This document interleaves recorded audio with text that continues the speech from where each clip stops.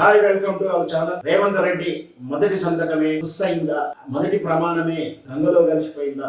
6 గ్యారెంటీలు కాస్త అవి తుస్సుమనిపిస్తున్నారు. 6 గ్యారెంటీలకు చిలోదలకలు వదిలేశారా అని అనుమానాలు వస్తున్నాయి. మొదటి సంతకంగా తెలంగాణ 3వ ముఖ్యమంత్రిగా, 2వ వ్యక్తిగా రేవంత్ రెడ్డి ప్రమాణీకరణ చేసే రోజే మొదటి సంతకం కూడా రజనీ అనే దివ్యాంగురాలకి ఉద్యోగ నియామకం ఇస్తున్నట్టు సంతకం పెట్టాడు.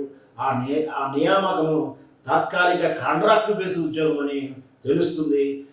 ఎవరైనా ప్రభుత్వ ఉద్యోగానికి అనుకుంటారే కానీ కాంట్రాక్ట్ ఉద్యోగానికి రేవంత్ రెడ్డి అంత సీఎం వ్యక్తి కాంట్రాక్ట్ ఉద్యోగం శాంక్షన్ చేయడం అంటే చాలా విచిత్రంగా ఉంది. ఇది మోసం చేసినట్టుగా భావించవచ్చు.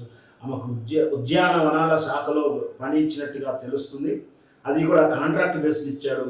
అంటే ఆమెకు శాశ్వత ఉద్యోగం కాదు, అది కేవలం కాంట్రాక్ట్ ఉద్యోగమే. ఇది మొదటి సందర్భంలోనే ఇంత వ్యత్యాసం, ఇంత తప్పు అర్థం, ఇంత మోసం ఉంటే ప్రజలు విస్మయిస్తున్నారు. ఇకపోతే దాంతోపాటు మిగతా గ్యారెంటీల విషయం కూడా నమ్మకంగా లేదు. ఎందుకంటే కాంగ్రెస్ అంటేనే అపనమ్మకం, కాంగ్రెస్ అంటేనే స్కాములు, కాంగ్రెస్ అంటే మాట తప్పడం, కాంగ్రెస్ అంటేనే సుస్థిరత కాని ప్రభుత్వాలు అని అందరికీ తెలిసిందే. వాటినే నిజం చేస్తూ రేవంత్ రెడ్డి ఆ విధంగా మళ్ళీ ఎటువైపు ప్రయాణిస్తారని అందరూ ఎదురు చూస్తున్నారు. మొదటి సంతకం ఇలాంటి అపనమ్మకాలు లేదా అవిశ్వాసంతో కూడినటువంటి విధానంలో నిజంగా కూడా సిగ్గుచేటు.